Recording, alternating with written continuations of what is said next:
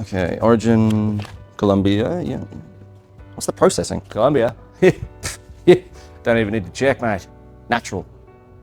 Right, what are you, some sort of coffee expert, are you? Yeah, nah, but I'm probably right. Yeah, nah. Washed, mate. Yeah, no, that's what I said. Isn't it? Yeah. Washed, that's what I said, right? No? Welcome to Anatomy of Flavour, brought to you by Specialty Roasters, where we connect the craft of coffee with a cup in your hands. I'm Jared King, your navigator on this journey of taste, for those with good taste.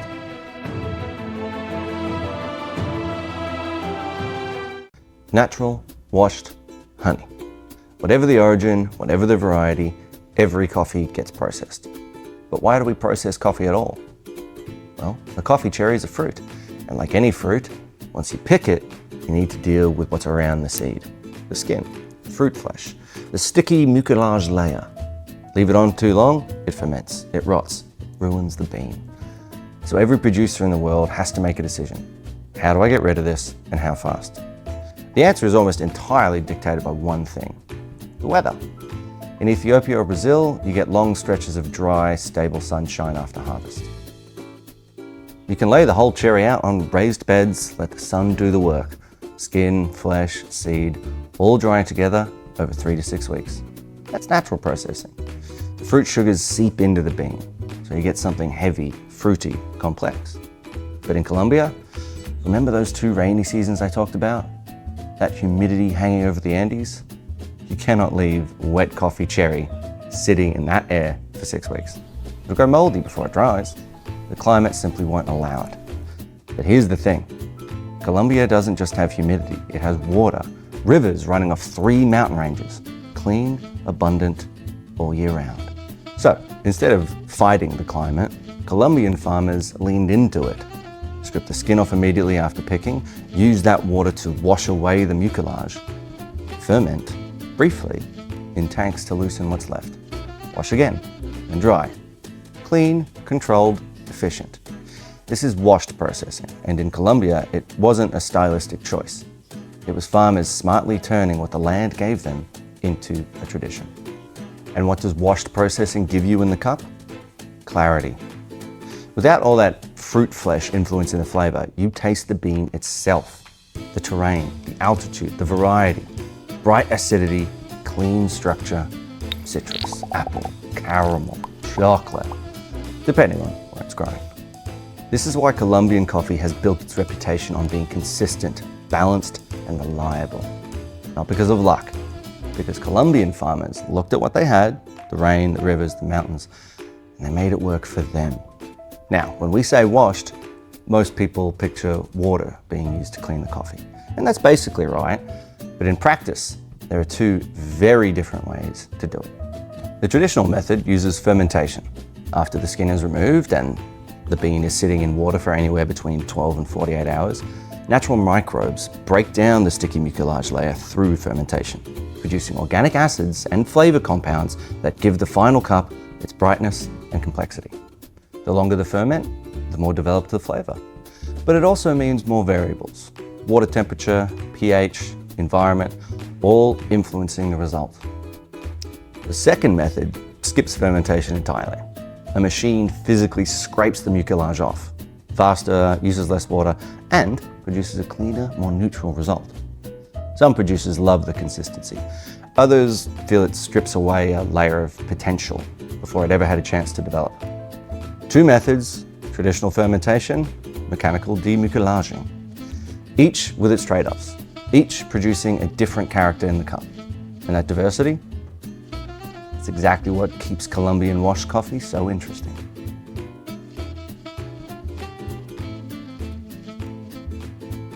Last episode, we told you how coffee arrived in Colombia. Jesuit missionaries around 1730 bringing seeds crossing from Guyana through Venezuela into the northeastern lowlands of Colombia. But here's what we didn't tell you. For the first 130 years of coffee in Colombia, there was really only one variety: Typica. The same seed the missionaries carried in. Elegant, clean, expressive, but slow to grow and slow to yield. By 1819, Colombia had won its independence. The Spanish were gone, and coffee, planted under colonialism, was quietly becoming the economic backbone of a free nation. By 1835, the first commercial shipment left the port of Cúcuta, 16 years after independence. The industry was just finding its feet. Then, in the 1860s, something changed. Bourbon arrived. Not the alcohol or the French people, but the coffee variety. It was a natural mutation of Typica, first cultivated on the island of Reunion off the coast of Africa. Slightly higher yield, rounder in the cup, caramel, red fruit, a gentle warmth. For the first time, Colombian farmers had a choice. As Colombian coffee caught the attention of international traders and exporters, a quiet crisis was developing on the farms. These farmers were experts at growing coffee. They understood the soil, the altitude, the harvest, but no one had taught them how to negotiate with a commodity trader sitting in London or New York. They had no voice, no bargaining power, no guaranteed buyer, and no protection when the market turned against them. They grew the coffee, they picked the coffee, and they took whatever price someone else had decided their harvest was worth. When global coffee prices crashed in the early 1900s, and they did, badly, thousands of small farms were wiped out overnight. Colombia's coffee industry, the economic backbone of a newly free nation, was at risk of collapse. Something had to change.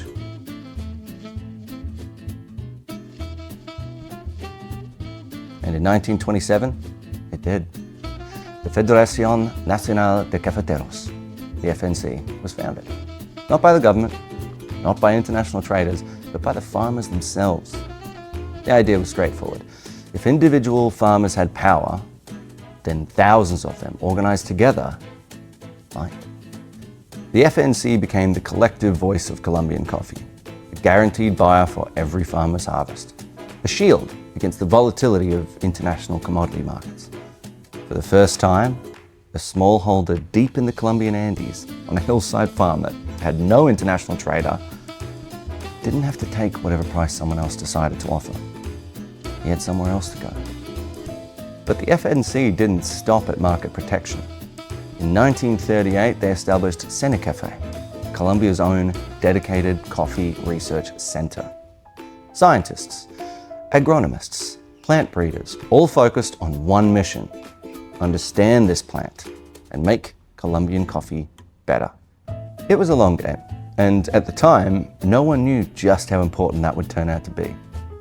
In the 1950s and 1960s, Cenicafé and the FNC began pushing a new variety across the country, Caturra. Brought in from Brazil, where it had emerged as a natural dwarf mutation of bourbon, shorter plant, easy to harvest, and crucially, significantly higher yield per hectare. The FNC didn't just recommend it, they distributed the seeds directly to farmers, encouraging families across the country to pull out their aging Typica and bourbon trees and replace them with something that could produce more. This wasn't about flavor. This was about survival. A farming family that could produce more coffee from the same piece of land had a better chance at making it through a bad year, of keeping the farm, of keeping the family together on the land they'd worked for generations. Across the country, they planted. By the 1970s, Caturra had become the dominant variety in Colombian coffee farming. The industry was growing, the system was working, everything was holding together. But if nothing is going wrong, that usually means something is about to.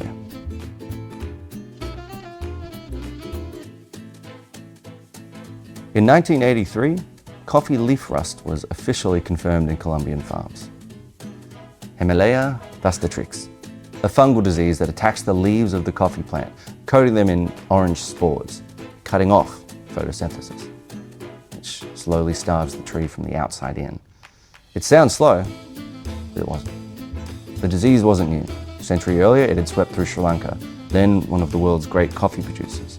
At the time, it wiped out an entire coffee industry. The farms didn't recover. Sri Lanka switched to tea and never looked back. That's what leaf rust does when a country has no answer for it. But Colombia had been watching, and quietly, for decades, Cenicafé had been preparing. As early as 1961, their researchers had begun studying the Timor hybrid, a naturally occurring cross between Arabica and Robusta that carried genetic resistance to leaf rust. It wasn't glamorous work. No one was writing headlines about it. But in the background, scientists were crossing varieties, testing seedlings, and looking for a way to build a shield into the plant itself. In 1982, just 1 year before the outbreak was confirmed, they released Varieties Colombia, the first rust-resistant variety Cenicafé had ever produced. Caturra crossed with Hybrido de Timo. The disease broke out in 1983, but the answer was already in the ground. The farms took a hit, but the industry held. Cenicafé didn't stop there. 23 more years of research, more crosses, more field trials, more refinement. And in 2005, they released Castillo, stronger, more stable, better in the cup. 3 years to get it into the ground, and then the second wave hit in 2008. The timing was almost too perfect. Twice. Production dropped by nearly a third. Families who had worked the same land for generations had to watch their trees decline. Central America wasn't so lucky. Over 2 million people who depended on coffee for their income were affected across the region. Colombia lost ground, but Colombia didn't lose its industry. Remember when I said no one knew how important Cenicafé would turn out to be? Now you know. Cenicafé had decided to play the long game, and it paid off.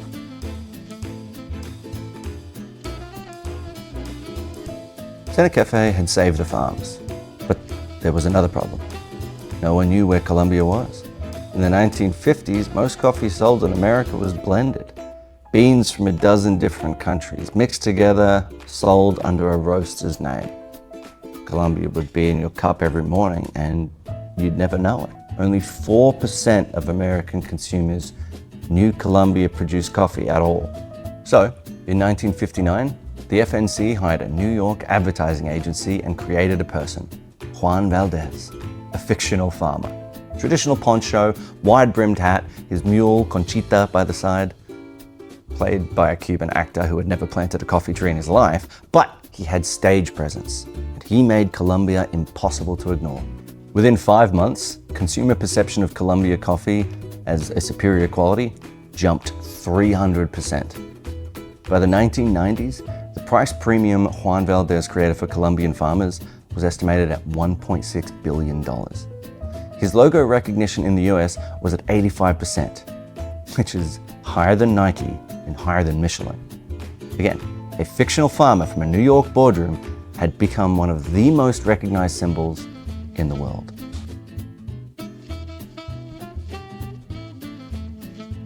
Juan Valdez worked. For decades, it worked brilliantly. But the world changed.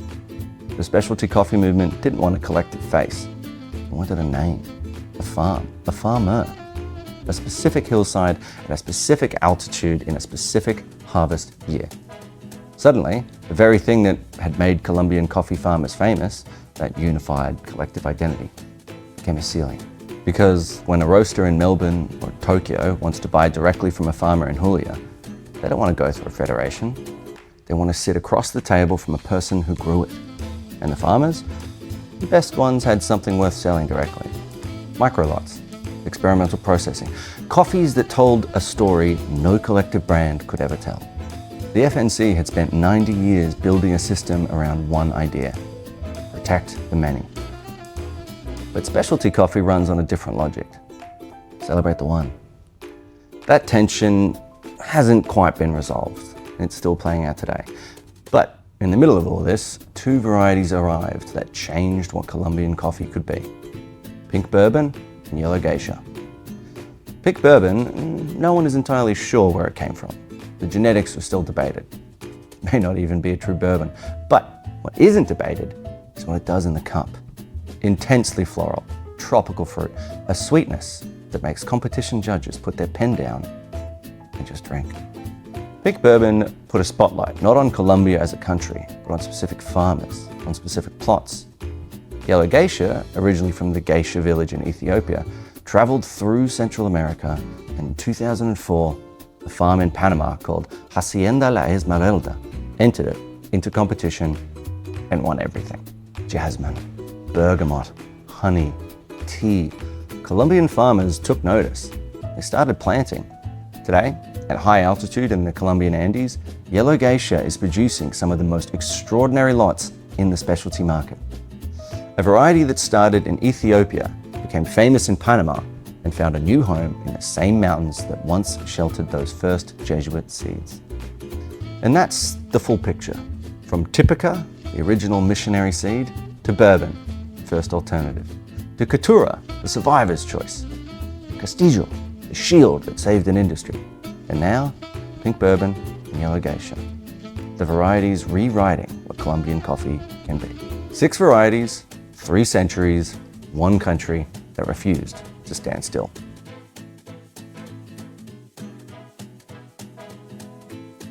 The idea of celebrating the one is exactly what brought us to Drop 002.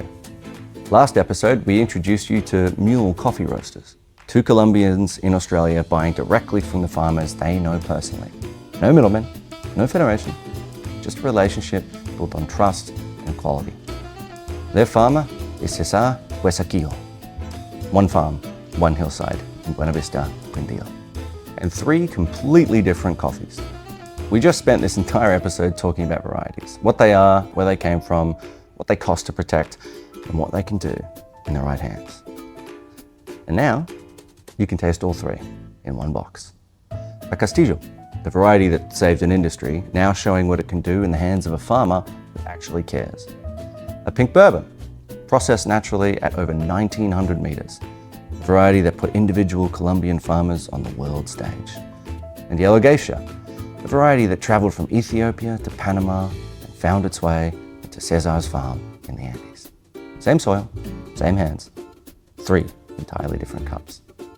That's not a product. That's everything we talked about today. In a bag you can brew tomorrow morning. Drop 002 is available now. Link in the subscription.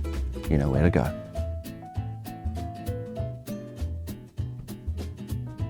Before we wrap up, here's something for your next coffee run.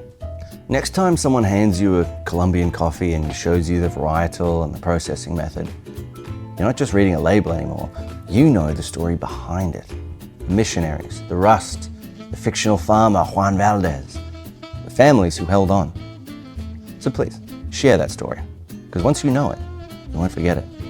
That's not small talk. That's the anatomy of a cup. Next episode, we're going to leave Colombia and find a new region, a new story. So, like and subscribe to stay on course. But for now, I'm Jared, your Navigator. I'll see you next time.